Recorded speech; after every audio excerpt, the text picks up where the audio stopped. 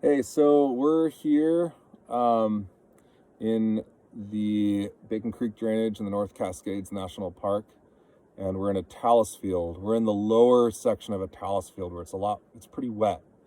And these parts of talus fields are really special for bryophyte diversity. And so I thought it'd be great to talk about bryophytes, what they are, what makes them different from plants, where they grow, in an area where they're very diverse, where there's a lot of species represented. Um, so if you remember from Biology 204, bryophytes are non-vascular. That means they do not have um, internal tissues to transport water throughout their system, throughout their tissues. So they depend entirely on water that's available in the environment around them for hydration.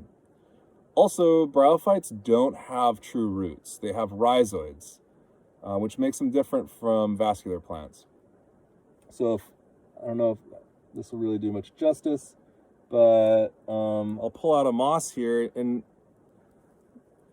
this is a Hylocomium splendens, stair-step moss, and it doesn't really have any roots. Not a very good representation there, but like they just don't have roots. They have these stringy little brown things called rhizoids, and they don't do anything other than hold the plant to their substrate. So mosses are also one cell thick, and so that's advantageous in a way, in that the plant could rapidly diffuse water into its leaves and from cell to cell, and so rapidly hydrate.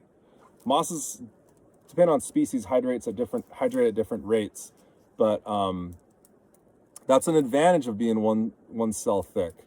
Whereas vascular plants have that waxy cuticle, a spongy mesophyll, they have stomata, they have more complex structures in their leaves, and vascular plants don't take water up through their leaves, as you know. It's through the roots and then into the leaves, and then transpires out through the stomata. Mosses don't have stomata, so another distinguishing feature of vascular plants is stomata.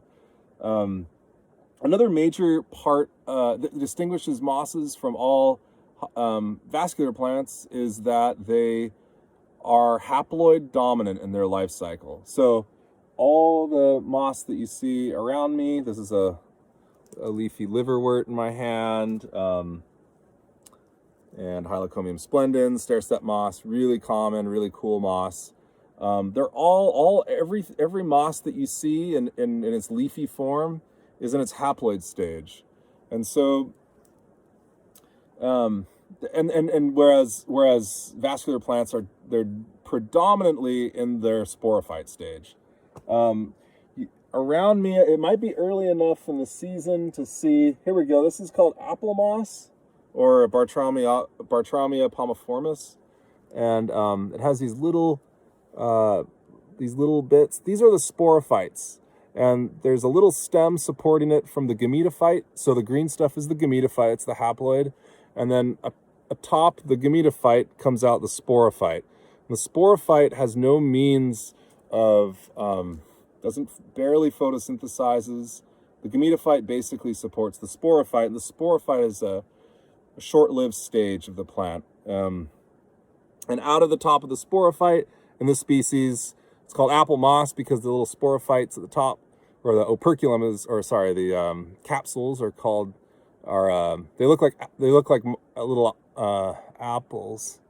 Kind of see, my phone doesn't do a good job of representing it, but anyway, out of those come spores, and so that's kind of the sexual stage of mosses. Is they disperse spores generally through the wind, and and have a big potential in dispersal. They can disperse much further than vascular plants can. So oftentimes the mosses that you find, say in temperate regions like we are here in North America, you can find in England and across the northern hemisphere. Okay, so I wanted to touch on the ecology of mosses, and one thing that a trend that we see with mosses is that moss diversity generally explodes in really wet areas. Not so much aquatic or submerged, although there are bryophytes that are aquatics. But in areas that stay damp, a lot of the time, and temperature extremes are buffered. So basically what those conditions provide for is kind of a constant, kind of a homeostasis of water availability in the area, in the vicinity of where the moss is growing. So often we call these areas microsites or microhabitats.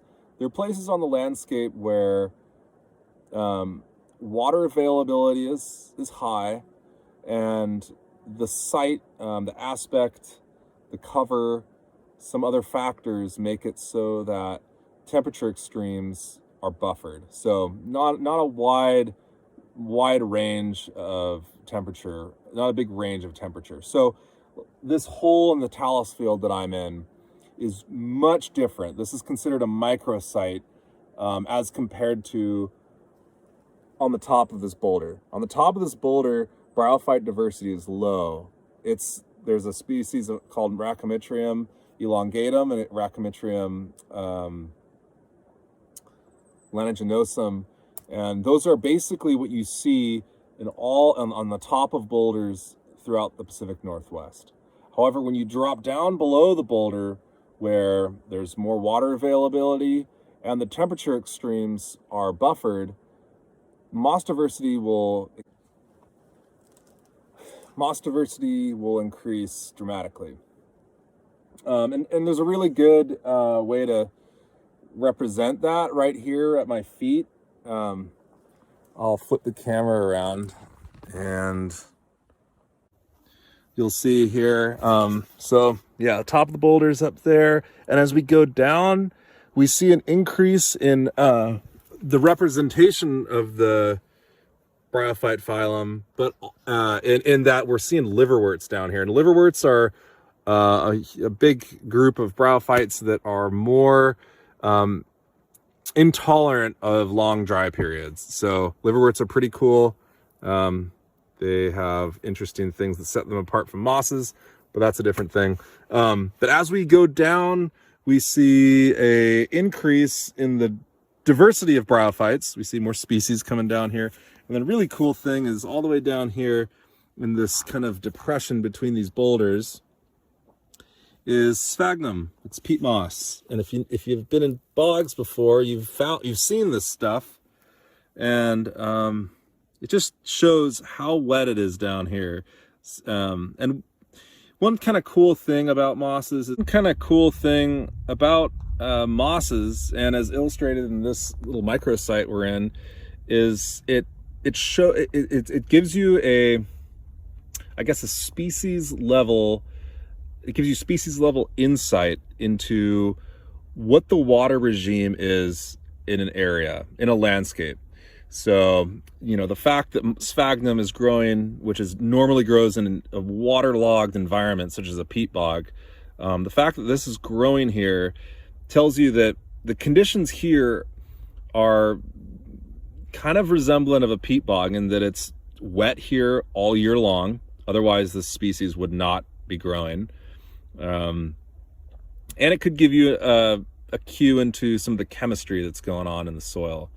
But that's a different subject, kind of more particular to sphagnum. But yeah, this species, we're going to take this back to the lab, and I'm going to walk you through the basics of what it's like to key out a moss.